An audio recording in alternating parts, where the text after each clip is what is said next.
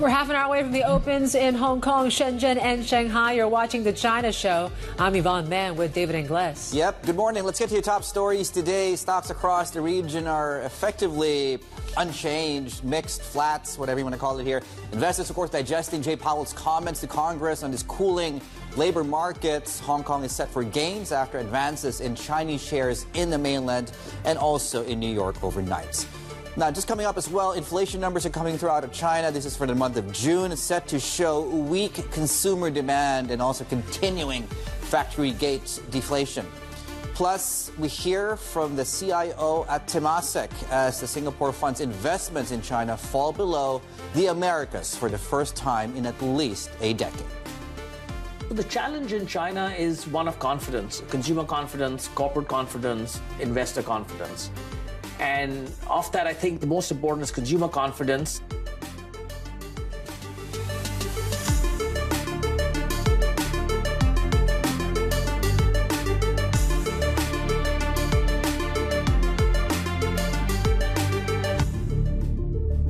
Again, a pleasure to have you all join us right now. Just going into what is, just to give you guys a heads up, a very busy next 2 hours or so. It's extremely heavy on news flow. There's a lot of earnings to tell you about. Economic data, obviously. We have a rate decision coming through as well out of the RBNZ. But just to get us up and running right now, as we turn the table of contents, if you will, across what we're watching today, low volumes, trading volumes, onshore and offshore, I think we were 25%. On the lighter side yesterday as far as Hong Kong is concerned. We'll talk more about the earnings story, but we had over 300 Chinese companies coming out with some prelim guidance on first half, mostly negative, not all, but it's almost consistently negative across certain sectors like property and industrials and new energy.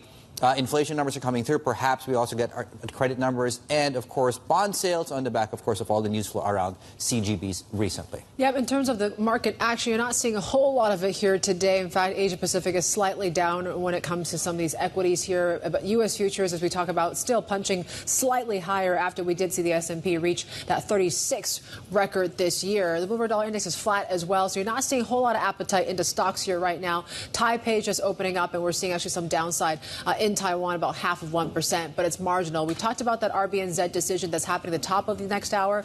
Well, it looks like, we'll see what the RBNZ says. They're set to hold, but the market is maybe looking to see at what point is the RBNZ and Adrian Orr going to blink when it comes to talking about rate cuts as well. And what does that do with some of the longs out there around that Kiwi trade here? We're watching very closely these bond markets after Powell testified at the Senate overnight. And, really it was a pretty balanced sort of commentary coming through from the Fed chair and really talking about the risks of the softening labor market. Is that going to be enough now for them to cut, even if disinflation stalls? That's certainly one question. But we did at least help that steepening trade overnight here as well. We're talking about 463 for your 2-year here right now. So the short end, in some ways, outperforming the long end. And we're watching very closely what goes on in China, right? So we snapped out of 5 days of losses on the CSI 300. Nasdaq Golden Dragon yesterday had quite a bit of a day. In fact, we're talking about, I think it was 2% gains on some of these ADRs as well. There you go. And then, again, you talk about what's been going on in the Chinese markets, whether it's stocks. So certainly we're still on correction watch when it comes to the H-share market. We didn't quite get there yesterday, but also when it comes to CGBs. So it's interesting. We have a survey out here today. What bond traders are starting to draw some lines on really where these yields are going to head. And really 2.25%. The floor seems to be where the floor is for the 10-year before they think that the PBOC might intervene. Yeah, on both, right? I think it's 2.45%, I believe. Yes, for the 30. On the 30-year yield, right? So have they successfully drawn that line in the sand? A lot, of course, has to do with what their counterparts, across the Pacific at the Fed do. And certainly we did hear from Jay Powell overnight is he's been, extremely careful not to offer any specific timeline for rate cuts. He was speaking, of course, to lawmakers on Tuesday. He also thinks that inflation is not the only risk that they're looking at as a central bank. Inflation has eased notably over the past couple of years. More good data would strengthen our confidence that inflation is moving sustainably toward 2%. The labor market appears to be fully back in balance. Labor market conditions have cooled considerably compared to where they were 2 years ago. We're well aware that we now face two-sided risks. If we loosen policy too late or too little, we could hurt economic activity. If we loosen policy too much or too soon, then we could undermine the progress on inflation. We continue to make decisions meeting by meeting. And the likely direction does seem to be as we make more progress in inflation and as the labor market remains strong, we begin to loosen policy at the right moment. Now, how did markets respond to those comments coming through? We have 4 meetings left. Markets have pulled back slightly on their bets around September, although as you can see, that's still consensus at 19 basis points. Although if you look across the 4 meeting, it's still 2 cuts by the end of this year. Yep, so that's what the market's pricing in here right now. Let's bring in Grace Tam, Chief Investment Advisor at BNP Paribas Wealth Management, Hong Kong. Grace, it's good to have you. It seems like you're hearing from Jay Powell. They're talking about the labor market as more of a mandate now on whether they're going to take action later on this year. Does that give you a little bit more confidence of when this easing cycle is going to start? Yeah, I think given recent data which has been weakening, no matter inflation actually pretty much in line, but it shows this inflation's trend continue, and also with the labor market data is actually also softening. We're thinking that all this data actually paving the way for rate cut in September, and that's our base case scenario. And the implication for equities, I know you're overweight. Do I stick with the winners? Do I start to rotate out of the winners? What's the advice? For now, we actually still stick with the winners, especially we think the global liquidity is actually improving, given more central banks is going to cut rate in the second half this year.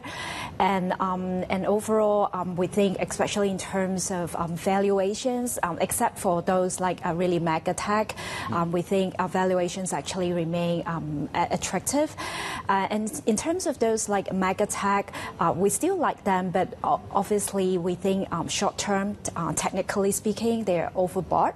So we could see corrections anytime, but any pullback will be good buying opportunities. So if the Fed does start to cut as early as September, as you say, as your base case, does that benefit the equity market more, you think? Because are the conditions set for equity markets to continue to rally, or do you think the bond market more? Yeah. When you think about in 2022, when the Fed started to raise interest rate, and it actually hurt both equity and bond market. And so for now, it's the opposite. They're going to cut rates. So we actually think that they're going to benefit both bond market and also the equity markets. Right. And for, I guess, investors who are deliberating their weighting on a multi-asset portfolio, if it's equities or bonds, is it more equities is what I'm hearing, or how does it work if it's a full fixed income mandate, for example? Yeah, for now, we're still overweight equities, and for fixed income, we're basically neutral, but we prefer the short duration of fixed income, like U.S. Treasury and also the investment grade bonds. Okay. In terms of what to expect in terms of bond, I mean, are we likely to think that yield curve is going to start steepening and sustainably actually steepen? Yeah. We think it's going to steepen maybe in the next 12 months, but for now, given for example U.S. Treasury 10-year is around 4.3%. For this year, you can see it's actually pretty much range bound.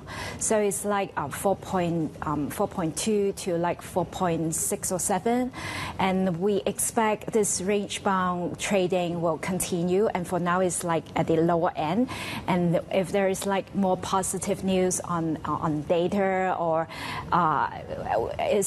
actually in terms of the treasury supplies, if it's going up again, things like that, so yields could go up a little bit again, not really go back to the peak level, but for now it's around the lower end, so we still prefer to play the short duration. Yeah. What queries are you getting from clients, or what advice are you giving on China? What exposure do I want at this point? I didn't hear China from any of the things you mentioned there. Yeah, I think for China, especially we're ahead of the third plenum, but it's very interesting to see the market has very, very low expectations on the third plenum. And in the past, the third plenum is a place that they announce key economic reforms, and we did see Chinese equity market rally after the meeting. But this time, the the sentiment or the expectations are already so low, or even you can say it's too low. So it's probably that any like more positive or slight positive news could surprise the market to the upside. For example, like they remain their really, pro-growth stance on policy, and that sort of news could be surprising market to the upside. Yeah, can you tell us more? What is that wish list that you would like for the plenum now, specifically? Yes, sure. I think for now, as you can hear, like especially this year, they talk a lot about the new productive forces. So I think we may be able to expect like more measures to see how they're going to support the new productive forces areas. And basically, we think it's like to have more like scientific or technology innovations to upgrade the traditional industry, and also to boosting some of the emerging industry. And also for the wish list, we think it's basically more like market friendly or market biases policies. For example, like if they could like further elevation the role of the market for allocate resources, or to emphasize the importance of more supportive policies for the private sectors, as well as like further opening up of Chinese markets. Yeah. Grace, thank you. Grace Tam there, Chief Investment Advisor at BNP Paribas Wealth Management Hong Kong. We're also set to look at these inflation numbers coming through from China in just a few minutes. At the bottom of this hour, we'll be breaking it down with Standard Chartered and getting, Ding Shuang's expectations, of course, for next week's third plenum in Beijing. Yeah, but ahead of that, though, breaking news in the last hour, more on the story coming up. The union at Samsung looks to get extended somewhat. Plenty more ahead on that. And anyway, not sure what that stock is on your screens. I can tell you that Samsung is not reacting at all to that news. Anyway, stay tuned for that. Counting down to the open of trade, 18 minutes away, Shanghai, Shenzhen, and here in Hong Kong, you're watching The China Show.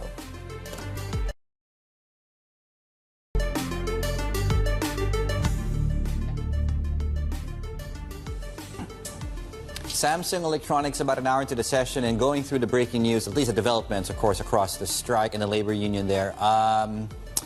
Yeah, not really doing a lot. Belle's here to talk us through what the latest here on this union, this labor action here.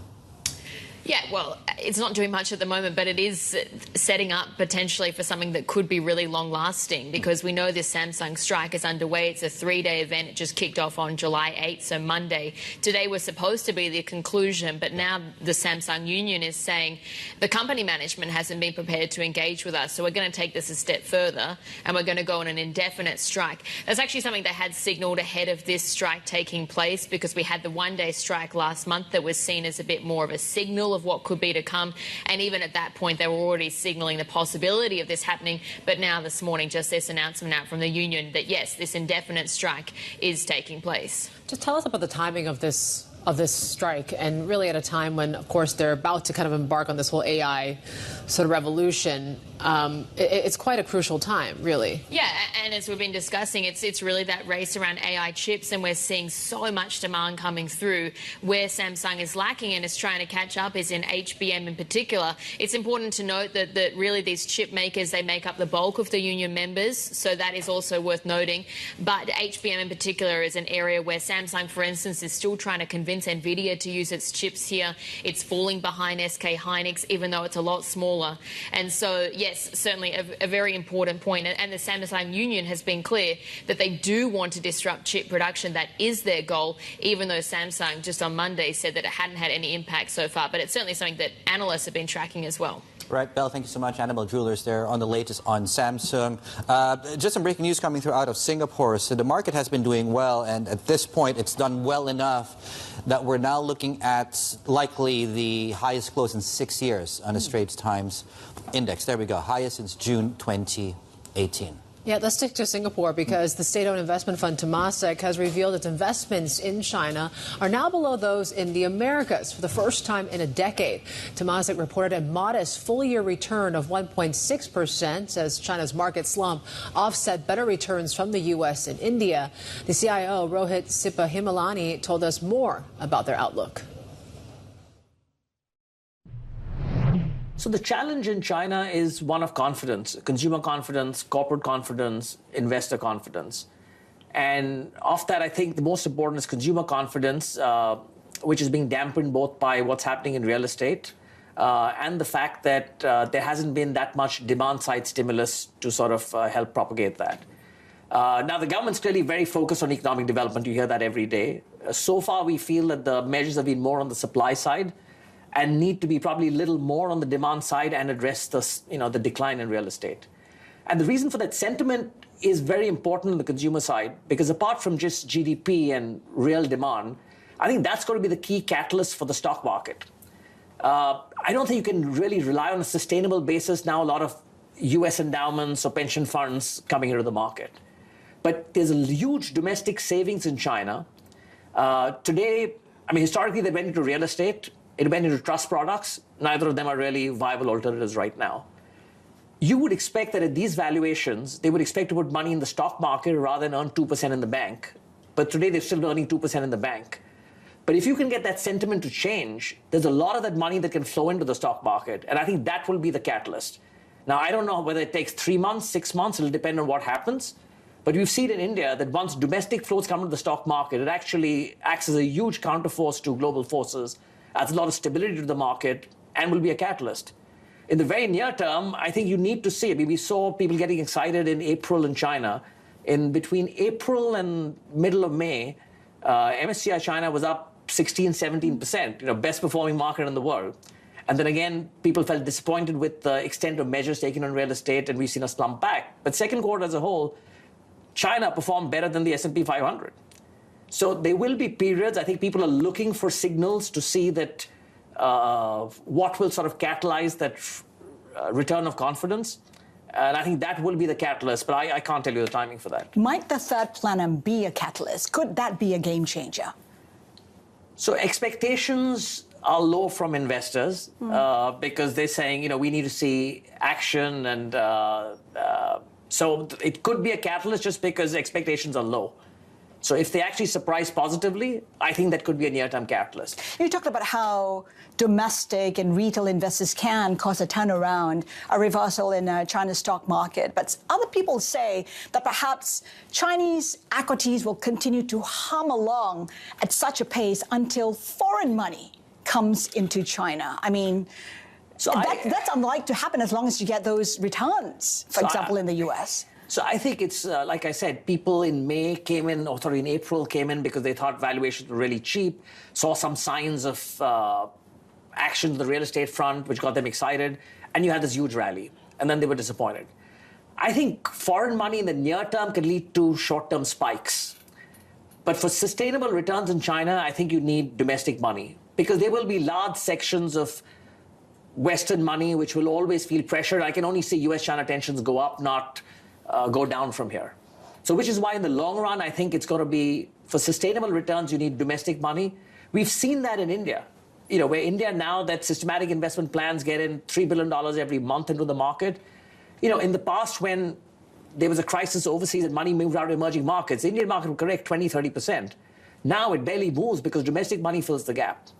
So I do think ultimately for sustainable returns, you need domestic money to come back and confidence to come back. Short term, yes, blips could happen through inflow of foreign money because of sentiment changing. We've seen how some financial institutions have made a complete exit from China. You're still there. Why are you a believer in the Chinese market, and how are you invested in China right now? So look, it's the second largest economy in the world.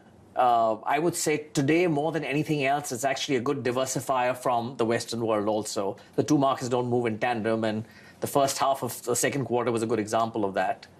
But clearly, we have to be concerned about businesses that are caught in the crosshair of geopolitics. We've got to be conscious about investing in sectors that are policy aligned. And so effectively, our focus is very domestic. So domestic consumer brands, for example, whether it's around cosmetics, whether it's around beverages, whether it's consumer durables. All these, if I was in China 2 weeks back and talking to a lot of people, yes, overall consumption is slow, but people are very value for money conscious, which is helping domestic brands over some of the higher priced foreign brands. So that's one segment. Import substitution. There's a whole supply chain around, let's say, electric vehicles, robotics, other industrials, competing with multinationals like Bosch, Siemens, ABB. And that's one trend that's only, these companies are getting stronger, and they're only going to be encouraged in the market out there. So that's, again, a trend that is very positive. Biotech, you're seeing innovation out there. The number of out-licensing deals from China has gone up 3x in the last 3 years. And this year itself, $4 billion plus acquisitions have been made by MNCs of Chinese biotech companies. So people see that happening. So there are these areas which, are not going to be caught in the crosshair of domestic regulation or policy. They're not in the crosshairs of US-China tensions. And you're seeing steady growth. Yeah, there we go. And that was Linger, of course, with the CIO at Temasek. Now, going into the opening bell, 7 minutes away, we're called higher, half of 1% here in Hong Kong. Plenty more ahead.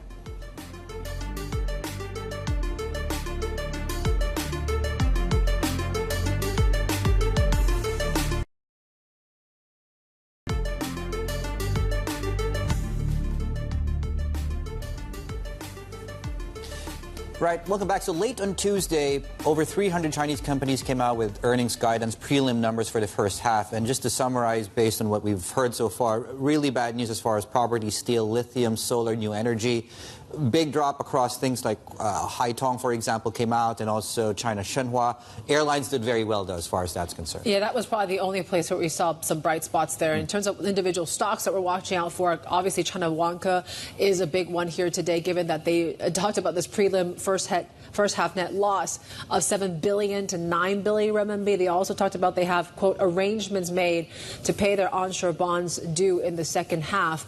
So they're seeing China Vanke down some 4% right now. But as you mentioned, Shenhua, Haitong, as well as Angang all posting preliminary net losses for the first half of this year. So the earnings picture not looking too good so far. We're also watching some trading debuts, though.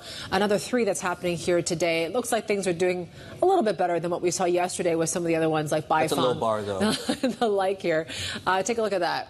I spoke too soon. Okay. There you go. Weichang, that's the one that's going up some 24%, but Chenxi Technology, Shanghai Voice Communication Information also down by double digits this morning. And analyst actions, a big one to talk about with BYD today. Yeah, Dave. The only one in town. In fact, JP Morgan raising theirs to 475, which is the highest on the street. I think it's tied roughly with, I think, Citi.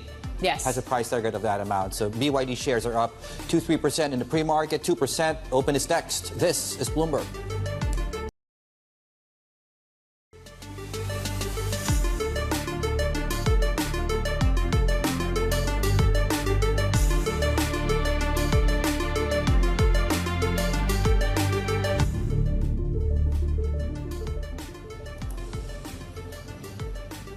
You're watching the China show, and we're counting down the open of markets. And, of course, just any second now, inflation data coming out for the month of June for China. Not looking to see any sort of big rebound in prices, really, especially when we talk about the factory gate numbers here.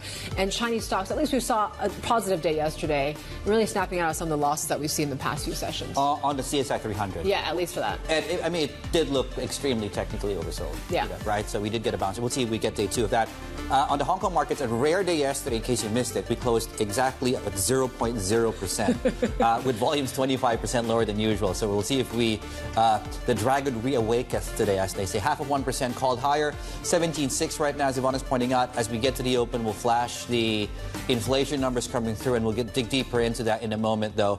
So, on a market basis, though, we gave back the gains yesterday, 0.4 to 1%. Moutai is still up. We also did get just a flurry of earnings guidance yesterday. Over 300 companies came out with results to varying degrees of good and bad, obviously. Everything from property, steel, mostly negative, so expecting wider losses. You are also getting incrementally profit drops. Still income, though, still some profit, but drops across things like brokers, for example. Flip the boards and have a look at Hong Kong right now. And, by the way, there we go. So the headline numbers coming in less than forecast at about half. The moves across the Hong Kong markets, you don't have BYD there. We should have BYD a bit later on, of course, in the show with that upgrade coming out of JP Morgan. Very quickly, we'll go through this very quickly. Vanke, Gemdale, Long E, and Haitong all coming out with either guidance on losses or a profit drop. In the case of Haitong Securities, we're down across the board on these. On the flip side, though, some of the positives that have come through as far as corporate earnings are concerned, the airlines did very, very well. some on your screens, and you do see the market reaction, of course, on the back of some of these earnings coming through. And I'll give you a good example. One of the airlines here, of course, on your board, triple-digit increase in profits going into this. I guess in some ways it reflects what part of the economy is doing well amidst this softness all throughout. Yeah, as you mentioned, softness. Let's recap some of that inflation data that we got in just last a few seconds here. So CPI prices, as Dave mentioned, so only rising some 0.2%. So that is, as Dave mentioned, half of what the economists were expecting. We were expecting at least things to pick up a little bit, but seems like they've slowed down in June. Property, PPI prices, I should say, actually we're seeing a 21st straight month of deflation in the factory gate prices. So we're talking about negative 0.8%. That was in line with estimates there. Let's get to Ding Shuang, Chief Greater China and North Asia Economist at Standard Chartered Bank. He joins us now. Your reaction to these numbers, sir? Yeah, CPI inflation has been close to zero for several months, and the PPI deflation eased, but benefiting from a favorable base. So overall, we will also see the National Bureau of Statistics to release the GDP data. Overall, I think China still faces the deflation pressure, and the GDP data may show that the broad or the broad gauge of inflation, the GDP deflator, may stay negative, meaning the nominal GDP growth will be lower than real GDP growth. So exactly because of that, the PBOC now target a moderate rise of price level. And looking forward, we think the China's inflation will remain subdued, and actually it may dip to close to zero, the CPI inflation, or even below zero in this quarter due to the base effect. And of course, the positive side is pork inflation appears to be have bottomed out, and a few price may rise based on our assessment of the crude oil supply and the demand. But the core inflation, it's difficult for the core inflation to rise above 1% year on year by the end of the year. Right. That's really more down to do with the lack of demand. So what do you think they need to do more of from a monetary policy perspective, whether that's moving on rates or moving even on guidance, like what Japan did, I think, 10 years ago when they raised expectations of inflation as a signal perhaps of changing policy? I don't know. What do you think of what needs to be done? I think deflation is an issue right now, but also I think we will also see the GDP momentum. Most likely, I think the GDP growth, in our view, may have decelerated in the second quarter, and also, but on the year-on-year terms, the quarter-on-quarter growth may have decelerated to just 1%, from 1.6% in the second quarter, but the year-on-year growth may still be around 5%. So which indicates the growth is on track to meet the annual target. So putting the growth and the inflation together, I do not expect the urgency on the part of the policymakers to roll out additional strong stimulus, including the interest rate cut. And they also face a lot of constraint in terms of exchange rate stability, financial stability. So most likely, they may ramp up effort on the fiscal side because the fiscal spending has been behind the schedule. And despite the acceleration of the issuance of central and local government bond, they need to put the money to use to speed up the spending. Do you think that, we're a week into before the plenum? I mean, most expectations are they're going to continue on with these sort of supply side stimulus. Do you see any indication that they want to stimulate demand side in any way? I would say the third plenum, mostly, it's reform focused, address long-term reform, I think, reform in a very comprehensive way. Usually it does not deal with the short-term macro policy. But I would say what comes out of the third plenum would affect the market sentiment quite immediately. So it's kind of a consensus right now. I think the major problem in the economy is low sentiment, a loss of animal spirit. So I think the third plenum, first and foremost, provided the government a rare opportunity to tackle the lack of confidence by rekindling the growth-friendly reforms. So we still have to see how effective that would be. It's interesting when you, and I just thought about it when you phrased it that way, that if you put growth and inflation together, so growth at 5%, no problem, we're there. Inflation's a problem. So is the growth target appropriate, is my question. You know, if this is a growth target that doesn't produce inflation, should the growth target be higher? Yeah, I think there are a lot of debates at the beginning of the year whether the growth should be above 5% or below 5%. Right. I think the policymakers must have considered a lot of, factors. For sure. I think setting a higher target, of course, that can anchor expectation, but that would, with a very, profound adjustment of the property market. And at the beginning of the year, actually, the external outlook not as good as actually turned out, because the growth so far has relied a lot on exports. Yeah. So I think at that stage, a 5% appears to be a quite high growth target already. Okay. And do you expect that export growth to remain strong, or what's the external demand picture looking like? Well, I see risk. If we look at the growth so far, I think in volume terms, in the first 5 months, China's export grew by more than 12% year on year in volume terms, not in value terms. And import only grew by less than 5%. So the gap suggests that net export contribute a lot to GDP growth so far. But looking ahead, I think the trade tension is rising with tariff from the U.S., tariff from Europe, and I think the U.S. election in November, that could also escalate the trade tension. So definitely the authorities will take that into account, try to speed up the fiscal spending to, in the context of the third plenum, they are increasingly emphasizing employment, income, social safety net, to help to reduce the precautionary saving on the part of the consumer, the household, to boost consumption. And on the investment side, I think the key to revive the confidence is to convince the society that the private sector, the property right of the private business will be protected in the same way as the public property right, and also the market principles will be respected. I want to get your thoughts too, related to that last point, what the PBOC is doing on, on their monetary policy, on the rate corridor, and the new announcements this week, because in some ways you're trying to massage the yield curve not to flatten. What do you think this is a precursor for, is my question. I think the PBOC has multiple objectives. Right. And at times, those objectives conflict with each other, and they have to prioritize some over the others. So more recently, I would say, ideally, with the growth subpar and the economy suffering deflation, they should loosen the monetary policy further, cut the rate. But I think there are constraints of doing that.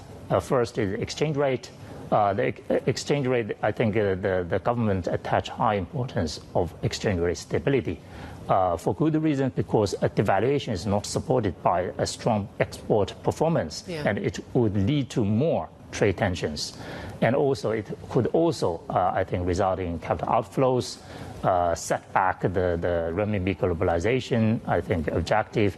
So I think the near-term priority, as long as the growth momentum is still fine, not a major deterioration of the growth momentum, I think the priority perhaps is financial stability, exchange rate stability. And on the yield, I would say the market is still trying to figure out what the real intention. But I would say it could be an uphill battle for the central bank. The central bank just started to try to shape the government bond yield curve. And also it would be quite difficult if the majority in the market continue to hold the belief that China's rate will remain lower for longer. Shuang will be staying with us, of course. Lots more to talk about. They've done a special deep dive into the property sector, so we'll have more on that in a moment there. Just ahead on shows, speaking of properties, we'll continue to look at the continuing pressures in the property sector with one of the big ones there, Vanke, a warning of deeper losses. More on that in a moment as well. This is Bloomberg.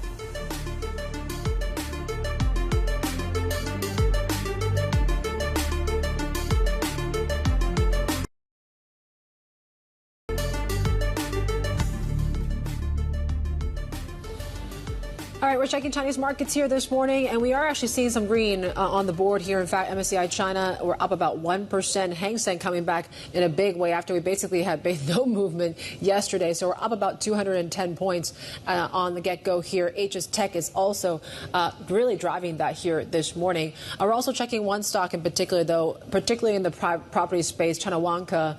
So they came up with these prelim earnings and talked about how these losses could deepen, right? So 7 to 9 billion renminbi, I believe. Is it billion or millions? Billion. Billions, yeah. Billion.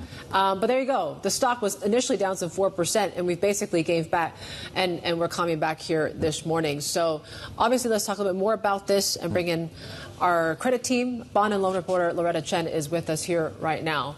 So what more do we know about what's going to look like for the rest of the year?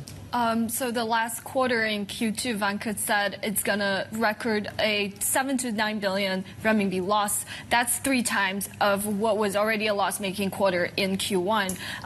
And I mean, in a way, it's not surprising. You know, Vanke, on the one hand, trying to sell all its housing inventories, and on the other hand, is prioritizing paying debt. It's actually prepaid all the offshore debt in the first half of the year.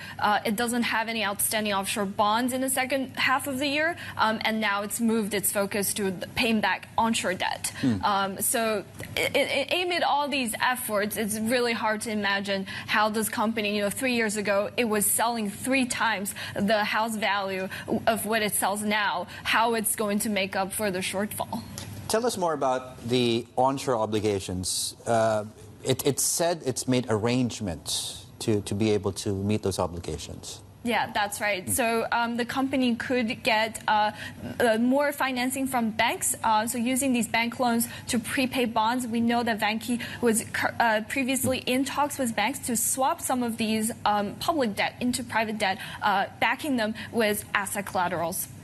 Loretta, thank you so much. Loretta Chen there on the latest on the company. There we go.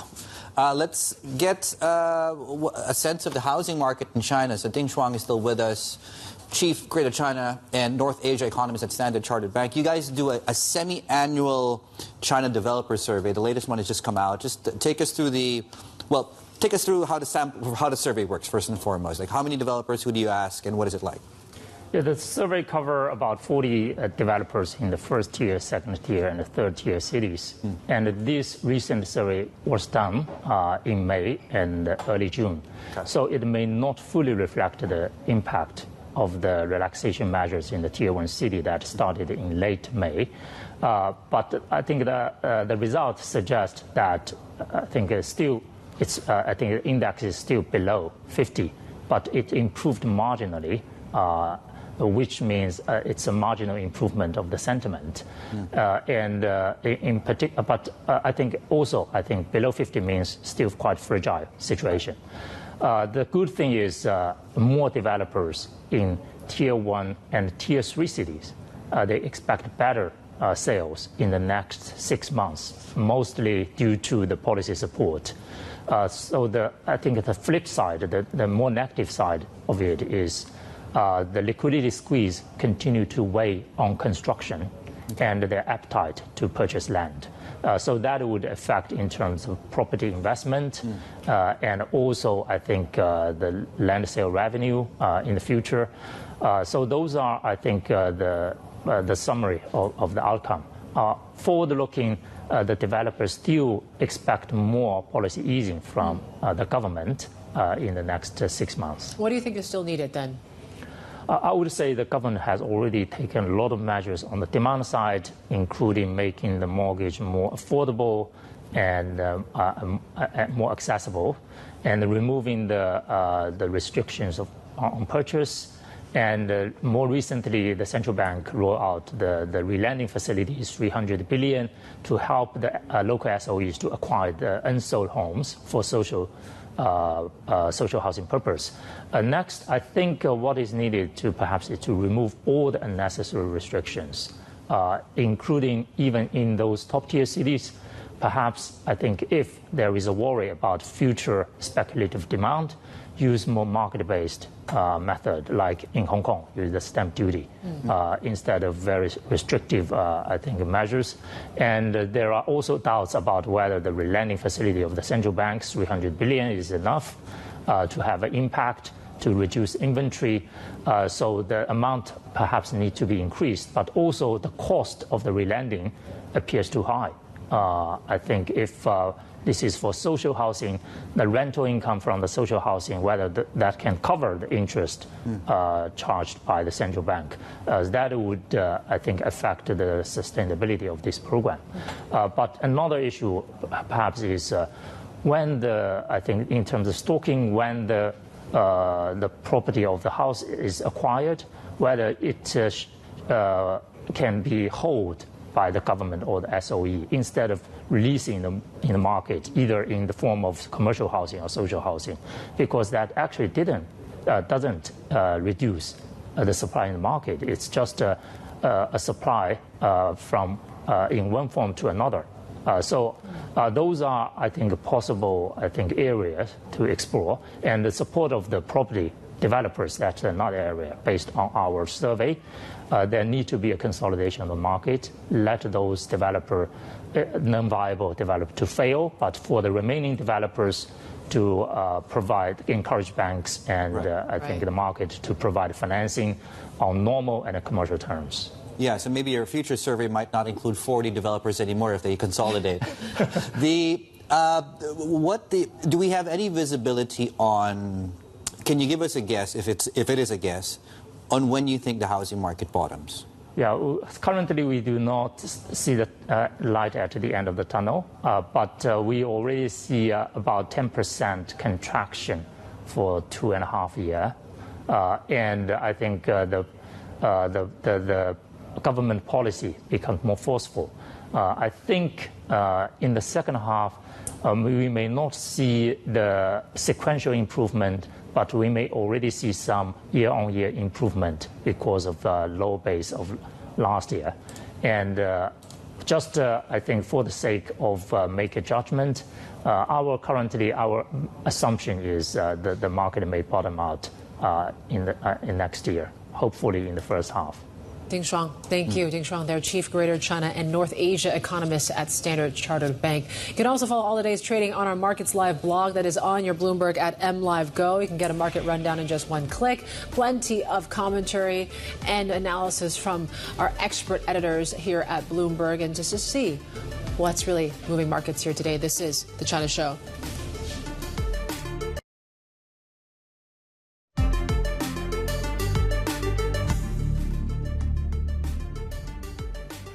Welcome back to shows. About 20 minutes back, I thought we were talking about inflation. Anyway, why not? Because there's a central bank decision coming out as well. There you go. Oh, but I want to talk about the RBNZ. I'm going to talk about that. You talk about this first. Okay. Deflation pressure remains. So it came in half the forecast, still closer to zero. Came in at the low end of forecast. And the point we were having earlier with Ding Shuang out of Standard Chartered, he says the things like pork prices are helping keep this afloat, but as you move into the second half of this year, the base effects that have helped keep this above zero start to really fade. So expect this to fall and expect more forceful policy. He said it could be close to zero, if not even below zero, in the next few months or so. So certainly nothing has really changed in the inflation picture in China. What we're taking a look at when it comes to the earnings that we got over yesterday, when it comes to the prelims, whether it's Vanke, obviously we did see a bit of a dip earlier, but now things are looking a little bit better, but they're still projecting quite a bit of a loss for the first half, 7 to 9 billion renminbi. We're still lower by, we're unchanged now. But BYD, that's a big one today. Yeah, JP Morgan joining Citi now. I think they practically have virtually the same price target, the two highest on the street. They raised it by 86%. Okay. Well, they're bullish. Suffice to say. I think what is the price target specifically? It's in the 400s, isn't it? Yes. I'm going to get that figure for our viewers because you guys are probably wondering what is best case. Here we go. 475 is the price target out of JP Morgan. Citi's price target of the same was actually set about a month back as well. So let's see whether or not we get there as well. Up arrow story, as you can see, of course, 1%. And as we promised, we're talking about Yeah, we're about 6 minutes away into that RBNZ decision. Yeah. They're unlikely to do anything. I think key is to watch how they're going to sound, right? Are they going to lean towards still this more hawkish side, given that they have to keep rates elevated? They're going to be holding, if they do, this time 8th straight meetings as well. Or are they going to start talking a little bit about the easing cycle, right? Are they going to finally kind of cave and maybe talk about what even Powell talked about here, when maybe there's signs that things are slowing down? Yeah, I think the call from Nomura is that they expect the central bank to be materially dovish from the RBNZ. So wait for that coming through. TLI Vigo actually for that comment out of Nomura. The decision is just ahead. This is Bloomberg.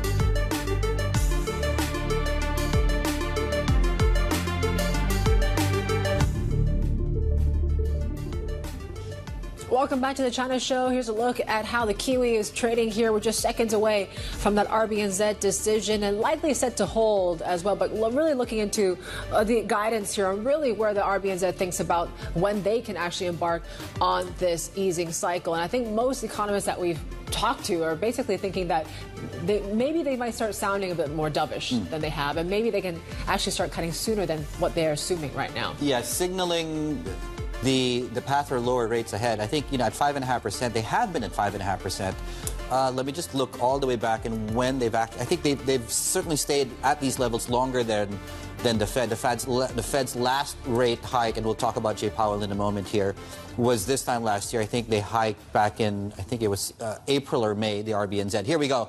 We're now, so this shouldn't come as any surprise. 5.5%, they've kept the rate unchanged.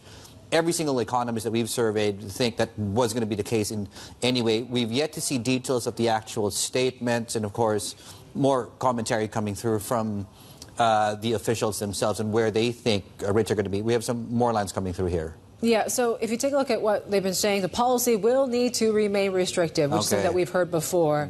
And they said restrictive policies significantly did reduce CPI, but the extent of this restraint will be tempered over time. So it looks like they're looking a little bit more like maybe they don't need to stay restrictive for that much longer, right? They're looking, maybe gradually speaking, they can temper that restraint now. So certainly maybe it's a sign that they are ready. And it seems like the market's reacting a little bit more dovish. They now have an inflation forecast coming out. Guidance, at least for the second half of this year, it's 1 to 3%. So as Yvonne is pointing out, early price action suggests the market is taking this on the dovish side of things. 5.5%, they kept it unchanged. Restrictive policy, but that restraint will be tempered over time. There are signs, though, that inflation persistence will start to ease. Okay, another dovish line coming through here out of the RBNZ. Broader market reaction, apart from this and the 10-year yield over in New Zealand, is a market that is actually doing mostly better across equity markets on the back of comments kind of Jay Powell. So no big surprise out of Jay Powell, although that being said, we're moving into the next 24 hours where we have the U.S. inflation print coming through, and that could effectively cement expectations that they could move in September. The pricing around September is now about 18 of 25 basis points, so still consensus. It's two cuts for the year. The Kiwi dollar is now down 0.5%. Headline inflation is expected to return to target.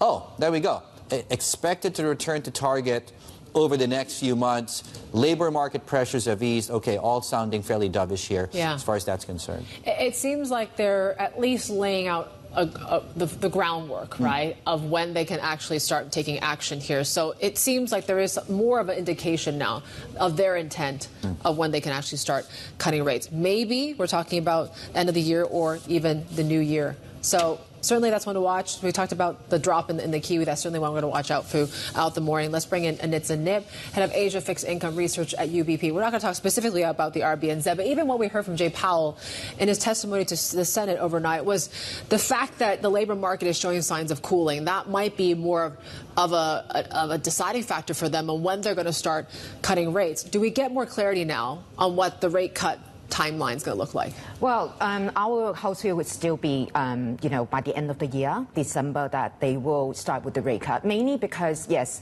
unemployment number, seems revised downwards over the last, 2 months, and unemployment rate, however, at 4.1. Inflation toppish, slightly, could trending down. But at the moment, we think that the Fed would sort of manage the market expectation, and the rate cut won't happen until December because they want to monitor the figure and the data going forward. They don't need to be in a rush, to be honest, because they just want to make sure that, they see the trend is slowing down before they act. Okay, and does that change anything as far as... Okay, so at least we can determine that December is on the table. Does that mean it's now more capital appreciation than carry and income? How does that change? On the fixed income, on the fixed income side. How does that change how you view where I get my returns? Yeah, well, okay.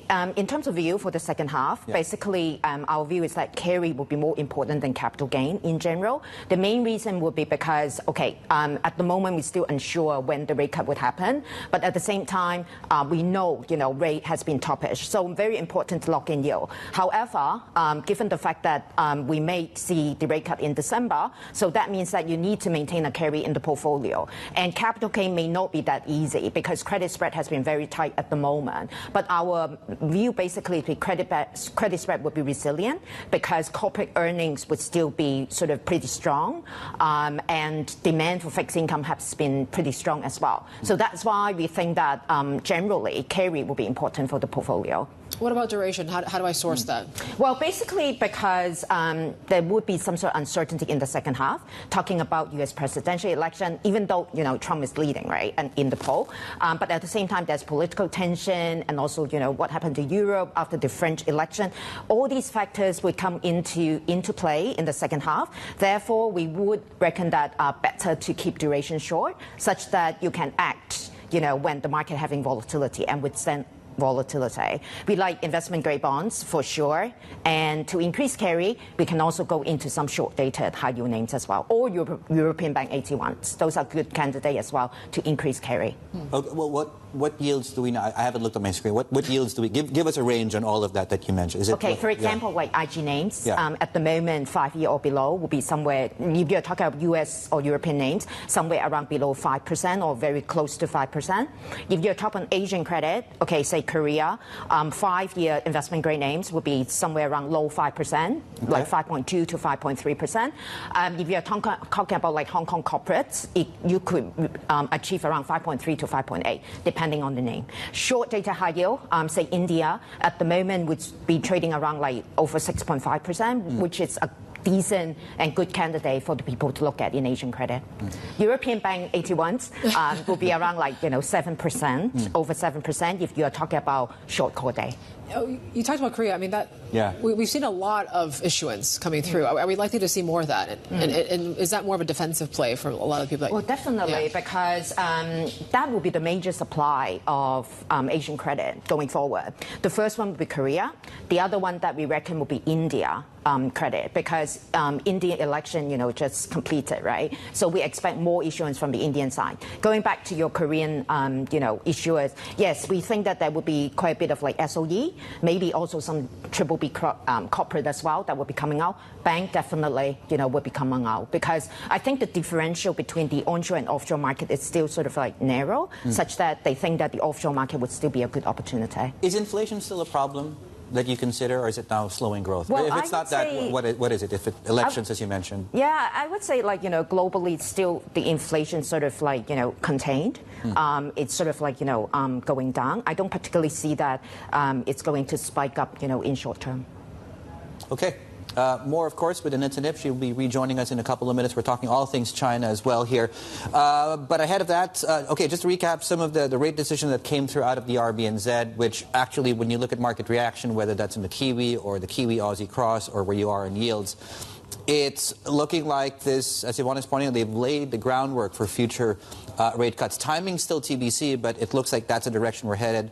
The inflation forecast, 1 to 3%, puts them effectively within target for the next few months, if that forecast is, of course, correct. That's a important indicator there. What else are you seeing? One of the latest lines was that they discussed that the risk of tight policy impacting more than expected. So they are at least worried that maybe if they keep rates restrictive for a lot longer, that it might actually start to hurt growth more than they're expecting here as well. So it is seeing a softening from Adrian Orr and the RBNZ here today. And you're starting to see the market react to that. We talked about the Kiwi, that dip there. Aussie Kiwi climbing to the highest since mid-2023 after this decision. Yeah. Kiwi dollar, we're told by producers right now, is the worst performing G10 currency as we speak. Aussie dollar, Kiwi, there we go, 110 to 60. Oh, the dreams of parity have yet gone away even further. Okay, more on this, of course. You can turn more to your T-Live Go option on your Bloomberg for more commentary on the RBNZ and what we're going to hear more from this statement as well from our expert editors. Still ahead, though, on the China show, we're taking a closer look at Luckin Coffee's luck or success story and how it survived bankruptcy to dethrone the likes of Starbucks in China. Plus, we'll tell you which sectors to watch as traders brace for next week's high-profile gathering of China's top leaders, a trader's guide to the third plenum. This is Bloomberg.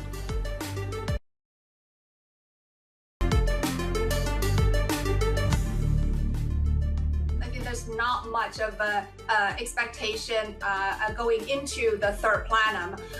If you look at the title of the third plenum, it has this continuation sort of in it, furthering reforms, but it's a continuation of things the party has already told us, whether it's on the technology front or some of the balancing of local government finances. So from that point of view, it is we don't expect a huge dramatic shock coming out of the third plenum. It's kind of a consensus right now. I think the major problem in the economy is low sentiment, a loss of animal spirit. Yeah. So I think the third plenum, first and foremost, provided the government a rare opportunity to tackle the lack of confidence by rekindling the growth-friendly reforms. So we still have to see how effective that would be. Some of our guests there earlier weighing in on the economic challenges in China, of course, as we count down to that plenum next week. Speaking of weaker data, we certainly got that out of the inflation numbers just now for June. So basically 0.2% for CPI prices, which is, I think, towards the low end of what projections were, and half of what the consensus was. PPI prices, I think it was the 21st straight month that we've seen deflation. Yeah, and really to the point on the rate conversation, real rates in China are extremely high still because you have no inflation there. Let's bring back Anitza, head of Asia Fixed Income Research at UBP, here with us as well. Can we start off this on the China conversation with the PBOC's trying to do with the yield curve? How does that affect what you do? Well, basically, I guess, it's a move they try to sort of stabilize the market because they've been seeing the long-end yield has been sort of, at a very low level. They just want to stabilize it and, put a floor. Japan's.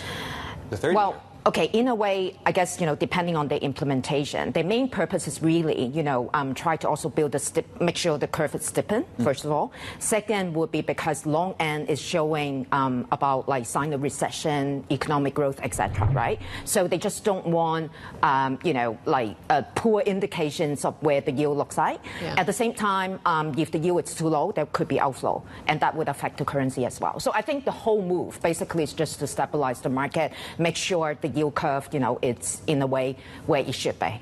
What does it tell you about the future of the MLF? How will we know when they've actually officially retired it? And is the 7-day reverse repo going to be the benchmark? MLF is generally, about the credit market. So depending on their move, of course, they've been doing reverse repo, right? But that's more for the short end of the market, okay, short-term rate. I think what the government is trying to do is to, make sure liquidity will be on the short end because it happens in the past, like by the end quarter or end of month, there's so much volatility. I guess the move on the reverse repo is really just to stabilize the market as well. Okay. What are the best opportunities right now? On China? China fixed income, onshore, offshore, whatever's under your... If you're talking about like offshore dollar market, SOE would still be, one of the opportunities because they are the one that, would government support. The other would be China tech names because they are cash rich, high rating. Property sector, we're still taking a little bit sort of like wait and see approach, prudence approach. The main reason will be, yes, there's quite a bit of measures come out. However, for those defaulted, they are having liquidity issue. Even, Chinese government is trying to deal with the inventory level issues, but they can't solve everything, overnight, right? So liquidity need to come back slowly. So defaulted issuer, then they need to go for the restructuring, and they will continue. But for those that, haven't defaulted, that definitely would help them on their liquidity. But then I think, it really takes time, to do so and restore buyers' confidence in the market. Yeah, but do you think at this point, though, and I think on an index level, we're trading almost at we're almost trading at 90 cents, actually, on high yield. Do you think we now have enough information to know which ones are going to be safe? And what do you think about the risk-reward right now in this high-yield space? Okay, there's two parts on the Chinese high-yield space. One would be sort of like company non-property, and one would be property. Yeah, but they're mostly property, though. Correct, yes, correct. So if you're talking about property, at this stage, we still prefer, to wait and see. Okay.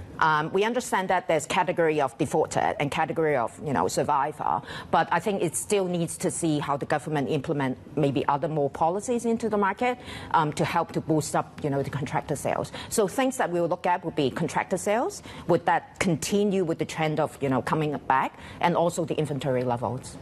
We've been talking a lot about SOEs, particularly the equity space. I mean, we were talking to B of A yesterday, and they're saying it's more of a consensus now to kind of lean into some of these names. Is it really consensus in the credit space among these SOEs? Like for strategically important SOE, people are still, would like to get some exposure to China through the, strategically important SOE. Yes, correct.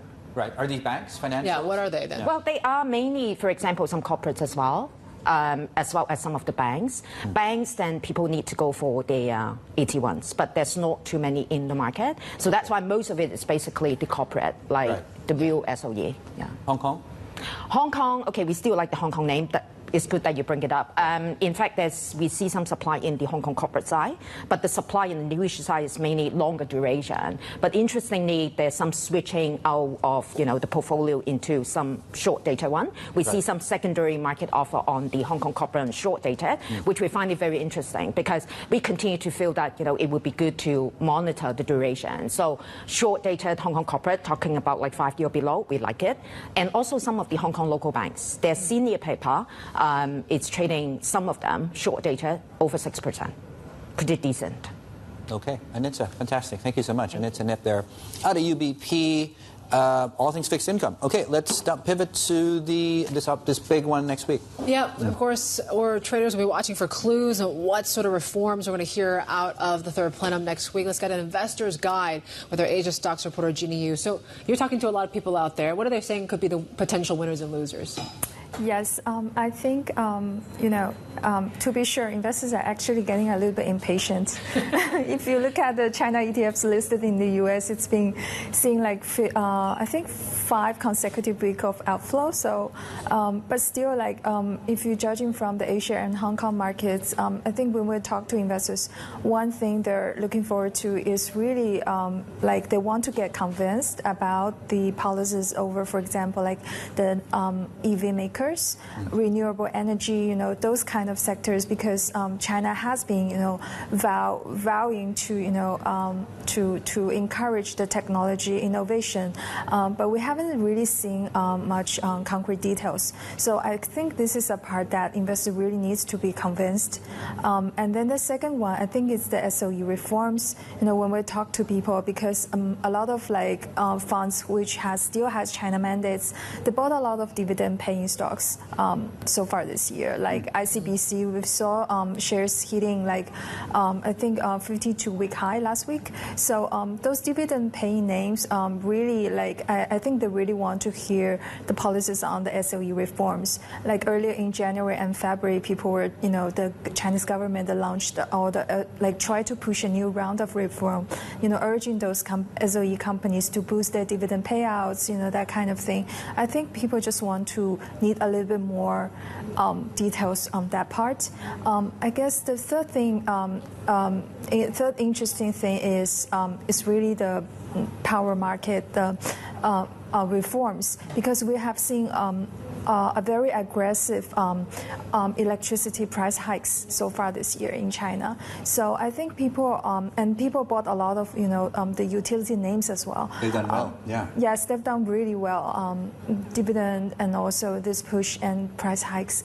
I think going forward, people really want to see like how the government is going to push forward the reforms in the grid market, especially like how they're going to reform the renewable energy part. If you look at today, like LONGi earnings, it's not doing so well, and all the solar names are down. So I think people are really like waiting for some policies on that front as well. On an index level, I think the 17th Plenum and the 18th one, mid-2000s and a few years after that, led to an extremely crazy bull rally. Yes. Can I draw a line between the Plenum and the next 2-3 years ahead that we might get a bull market here? I don't know if it's like a single case or if we could draw that historical performance to what's happening nowadays. I still feel like traders are still very skeptical. And if you look at the historical performances in the past, after the plenum, like not every time it's like the one you mentioned, for many times, the market remained very sluggish after the plenum was held. So, Jeannie, thank you, Jeannie. You there, our Asia stocks reporter, joining us here as well, leading up to what to expect at the plenum next week. We got plenty more ahead. This is Bloomberg.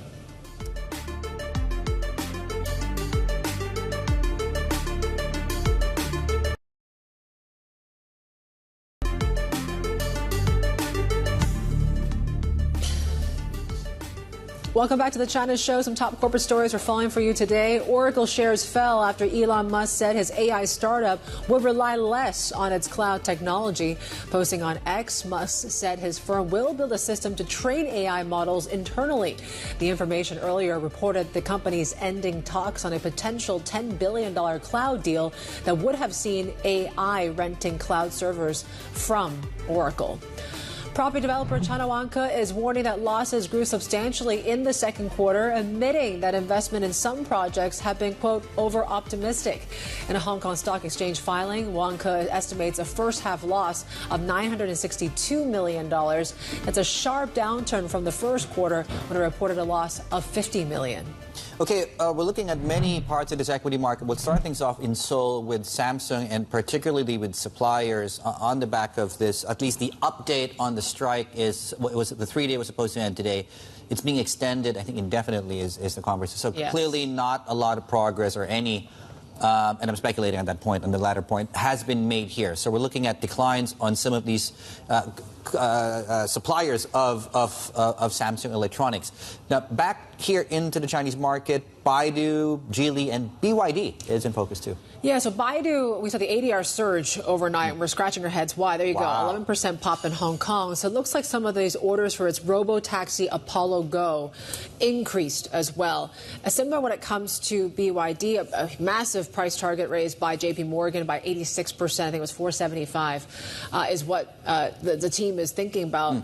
And Geely Auto as well. Some news that Geely Radar, this is their electric mid-size pickup truck, setting up its first overseas subsidiary in Thailand. So the EVs and tech doing pretty well here today. We're watching solar stocks in China as well. It's sunrise, not sunset today when you look at the price action. Let's look at that, please. So two things here. One was the earnings guidance coming out of one of the biggest ones, which is Longi Green, which actually guided towards a net loss, with the range of which bottom of your screens. Now, the stocks are moving the opposite, and this might have to do with this draft rules that were released yesterday, a possible road that solves the overcapacity and excessive solar expansion issue in that part of the market. We'll see, of course, that was released yesterday, and we'll see, of course, whether these gains last. Very quickly, in the last 20 minutes or so, rate decision out of New Zealand, dovish tilts, not so much on the rate itself, but on the guidance and the content of the statement. Up on the equity markets, we're weaker substantially in the Kiwi dollar, which is underperforming across the G10 space today. We're down on yields as well as they perhaps lay the groundwork for future rate cuts. Plenty more ahead here on shows, including a wrap of these Japanese markets as we head into that lunch break over in Tokyo. Markets looking like this. This is Bloomberg.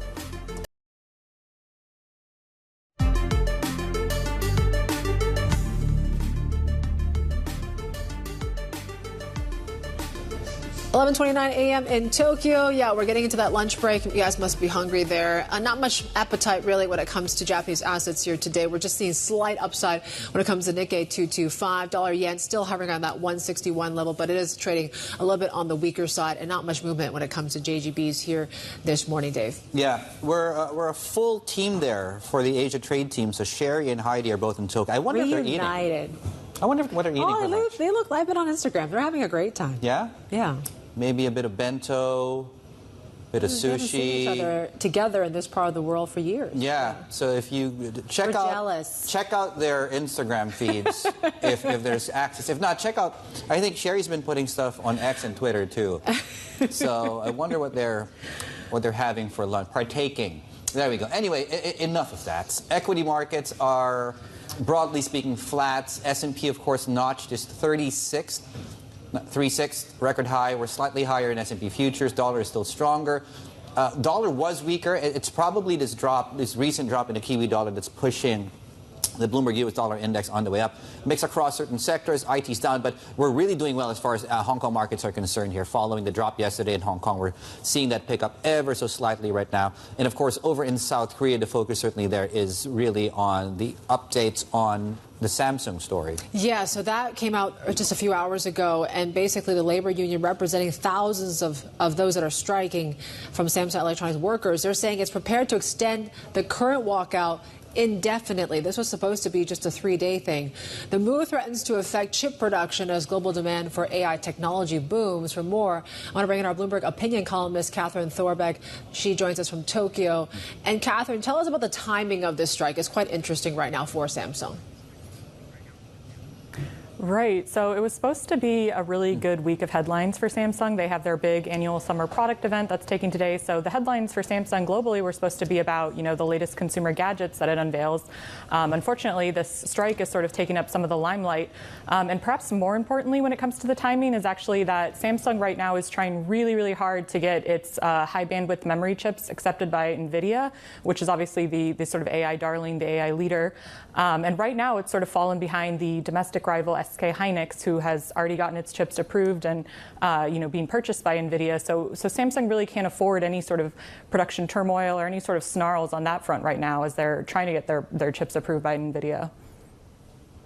Yeah, Catherine, David here. To your point, I mean, the broader. I mean, if I'm an employee of Samsung, and I look at how well this company's doing, and with future demand from NVIDIA, for example, and HMD, and we don't know, of course, what engagement looks like in the future still, it looks to me like it's all upside for the company. And do you think at some point this is almost employees wanting a bigger piece of the pie of this company? Right. So, these are sort of rank and file chip assembly line workers that are going on strike. And, they just saw their company starting to get rich off of this AI boom. And, last week we saw Samsung post, I believe it was a 15-fold increase in profits. And, that came off the heels of struggles last year. But they're really starting to, see demand for memory chips go up. And that's starting to show up in Samsung's operating profits. And one of the demands from this union is actually to have their bonus payments more closely tied to Samsung's operating profits. And, as you mentioned, these are sort of workers that are seeing the company they work for start to really get wealthy off of this AI boom. And it seems like they might, want to make sure they're not left behind here. What do you think Samsung needs to take away from this right now? We know tech companies, including Samsung, have been a bit more averse when it comes to unions. Does that have to change now too, Catherine? Yes, absolutely. I think that tech companies have sort of an outsized responsibility to really work with unions and give workers a seat at the table. And, especially as these companies that are racing to develop AI technologies that have the potential to really transform the labor market in the years ahead, I think we're going to start to see a lot more sort of labor unrest. And Samsung really has an opportunity to be sort of a global leader here and really meet with the union and work with its own workers and sort of empower them in this case. And Catherine, do you think there are lessons here that, I guess, in a particular Korean context, of course, given, of course, let's put a history of labor action, of course, in the economy, that other Korean tech companies or non-tech companies can learn from what Samsung's going through right now? Right. So I think, everybody's sort of watching Samsung and how they will respond to this. And I think that, Samsung, as you mentioned, has been very averse to unions for most of its history. But, this might be the first sort of prolonged work stoppage that Samsung's really having to deal with its union. But I certainly don't think it's going to be the last. And I think how Samsung reacts now will, sort of show a lot going forward. And I think they really have the potential to sort of be a global leader here and really meet with the union and sort of give workers a seat at the table. All right, great. Catherine, thank you so much for joining us. Catherine Thorbeck there, our Asia technology opinion columnist, joining us out of Tokyo on the latest when it comes to the Samsung strike. Take a look at some other global headlines for you today. The Philippines says that Chinese ships attempted to block a medical evacuation mission earlier this week from an outpost in the South China Sea. The Philippines says it faced obstructing and delaying maneuvers by Chinese Coast Guard vessels during the mission on Sunday. China and the Philippines have competing territorial claims in the region and earlier this month agreed to work to ease tensions.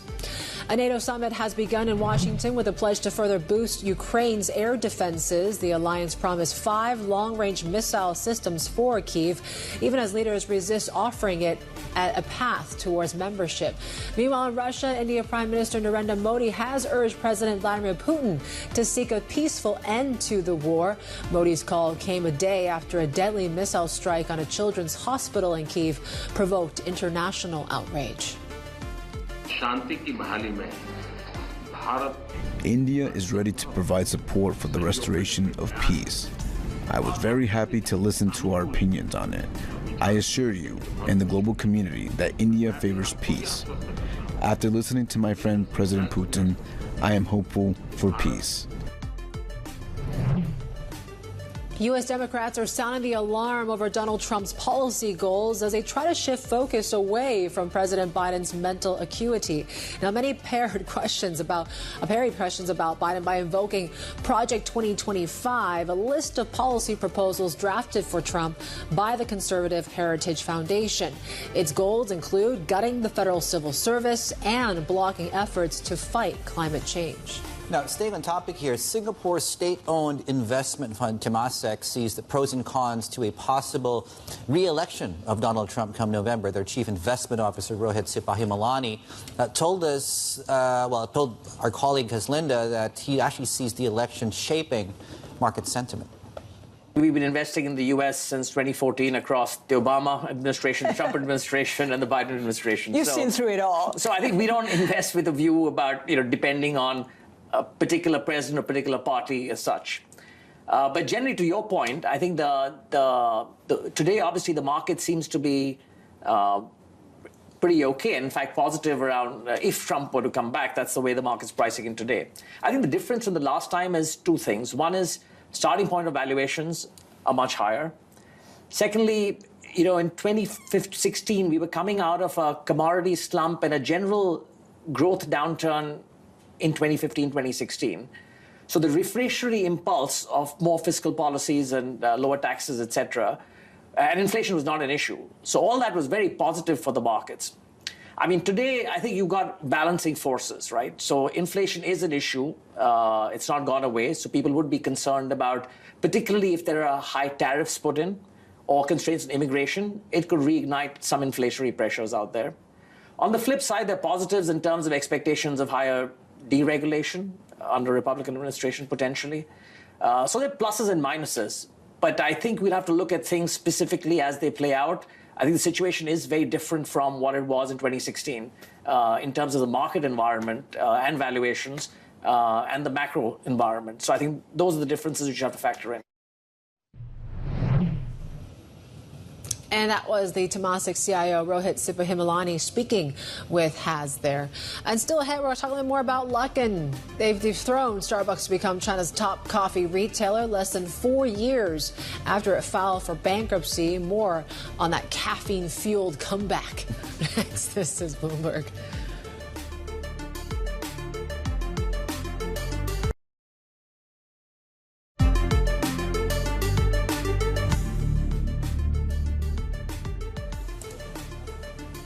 Okay, we are 17 minutes into and try that line with an Ed Sheeran tone, 70 minutes into the cash market session there. 9 cents and 1% to the upside. 8 shares are managed to avoid entering a technical correction yesterday, and we're pulling back even further from that brink.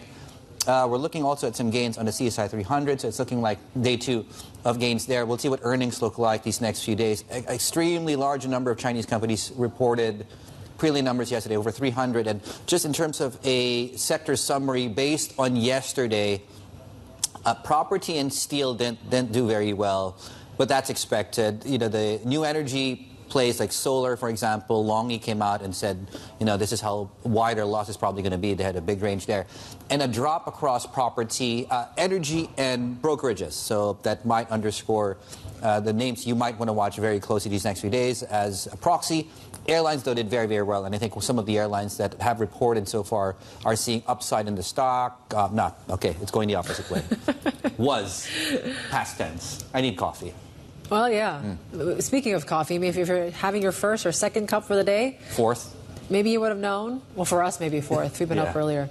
There is a bit of a price war that's brewing up in China when it comes to coffee. Now, according to a Bloomberg intelligence report, some popular chains are now selling a cup for as low as, get this, less than 10 renminbi, or a little over just $1. Among them is a name you might know, Luckin, the once bankrupt coffee chain that is now seen as China's answer to Starbucks. For more on this, let's bring in Yvonne, host of our Big Take Asia podcast. And Yvonne, we've heard this story, and what a comeback story for Luckin. But let's start with this price war. Tell us more about what's going on in China now. It's a crazy price war. There is an intense battle brewing on the mainland to basically win over all of these tea drinkers, right? And at the heart of it is obviously this price war that was instigated by Luckin Coffee. I mean, when it started in 2017, it was seen as this cheap imitation to Starbucks, and now it's overtaken Starbucks despite coming back from, major fraud scandal and from the brink of collapse, really bankruptcy. It's now got more than 18,000 stores,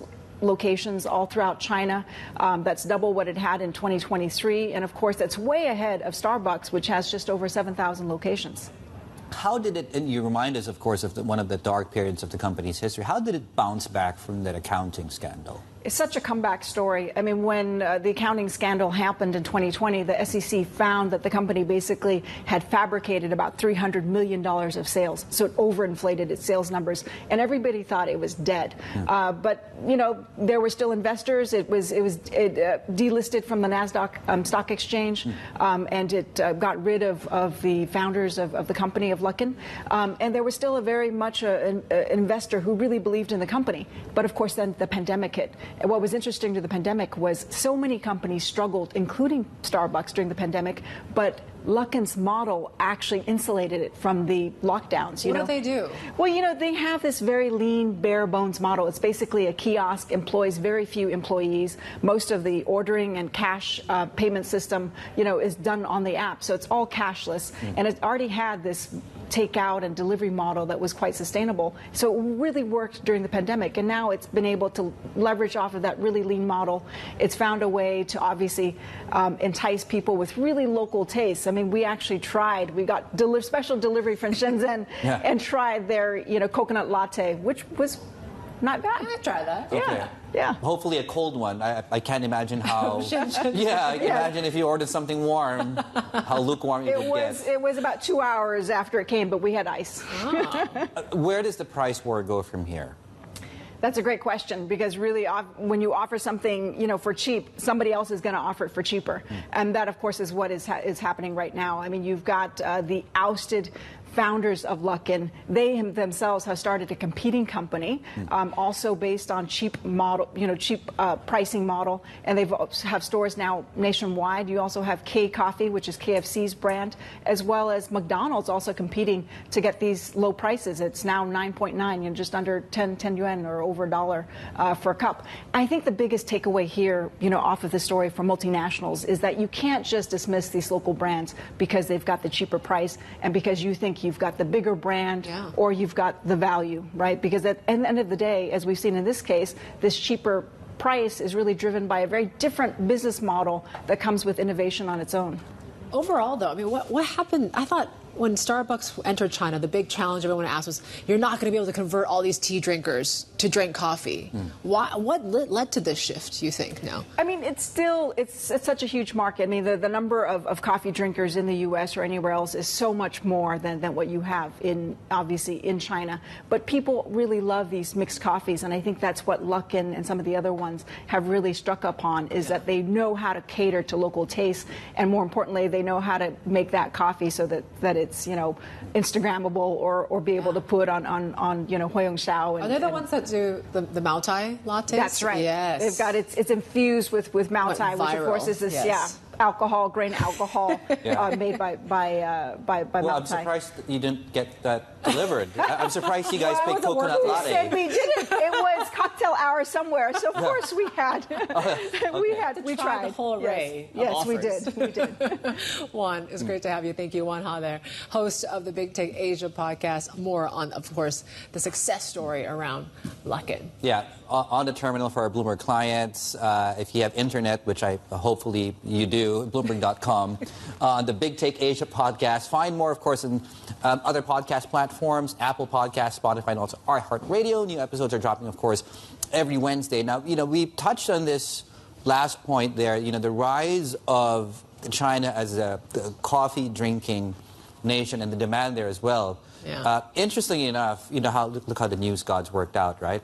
The price of coffee, whether that's, I think, Arabica, which is the one in Brazil, or this one, which is mostly coming out of Vietnam, Robusta, we're now nearing $5,000 a metric ton, which basically is the highest level that we've seen in give or take 5 decades. And a lot of this also has to do with the fact that you do have a big market now in China that, we perhaps don't have enough capacity for globally to supply, but also maybe short-term on Vietnam, too. Yeah, I mean, it's hot there. That's for sure. I was there just a few months ago. Yeah. That might lead to why supply is so tight in that country here. But yeah, you talked about how basically prices have quadrupled over the past 4 years or so. So certainly that's going to be one thing to watch here. And how does that play out in the coffee price war in China, right? Is that going to start to be a factor if coffee prices start to be that expensive? Are they going to have to, I don't know, pass that on? Can you still offer 9.90 renminbi for a cup of coffee, which is unheard of here in Hong Kong, by the way. Oh, yeah. Unheard of. Even water Even doesn't cost. Tang doesn't offer that. Okay, what can we get for under 10 Hong Kong dollars here? Apart from maybe something from 7-Eleven, like a canned one. Yeah. Bubble gum. Yeah. All right. We're talking a bit more about coffee later. We'll head down later. Let's talk about geopolitics coming up. The Philippines and China spar over possible coral damage in disputed waters. The China brief is up next. This is Bloomberg.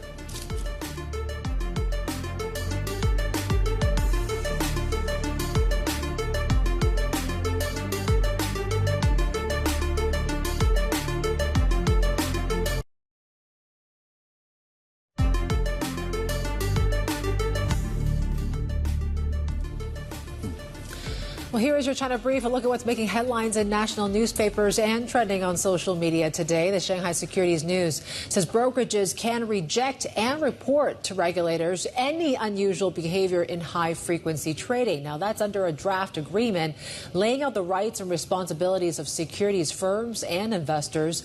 Meanwhile, the China Securities Journal marks 7 years of the Bond Connect by flagging plans for further opening up of Chinese debt markets. The PBOC is quoted promising to work with the Ministry of Finance to improve tax exemption arrangements for overseas investors. Yeah, what a time. Happy birthday. Happy birthday, Bond Connect. And a lot of news in the bond story, too. More on that in a moment. In the meantime, the Global Times and, of course, this ongoing NATO summit that's taking place over in Washington, calling the event outwardly tough, but inwardly brittle. Ooh.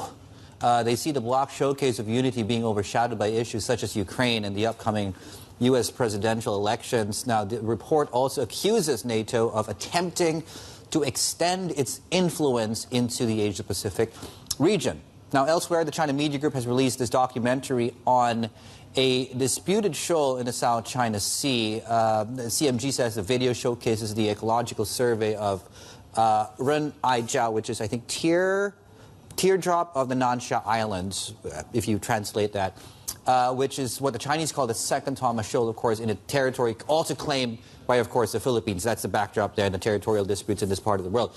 Now, a Chinese survey in April claimed that the grounding of a Philippine ship in that area has inflicted damage on coral ecosystems, and this documentary also shows the alleged damage of the reef, and the Philippines, though, has pushed back against the claims out of Beijing. They say it's China's that has damaged the maritime environment and jeopardized the livelihoods of thousands of Filipinos. So I guess in some way, Yvonne, this underscores that China's trying to taking the narrative here on the sort of ESG front as well, and the damage from that ship, of course, taking place there. And their way of how to, I guess, how they're trying to tell the story from a Chinese narrative, I guess, is what we're seeing. And maybe a little bit more of a pushback to what we've been hearing from the Philippines. So certainly we're not seeing any sort of easing of tensions of late when it comes to what's been going on in the South China Sea. But we're taking a look at markets here in particular as well.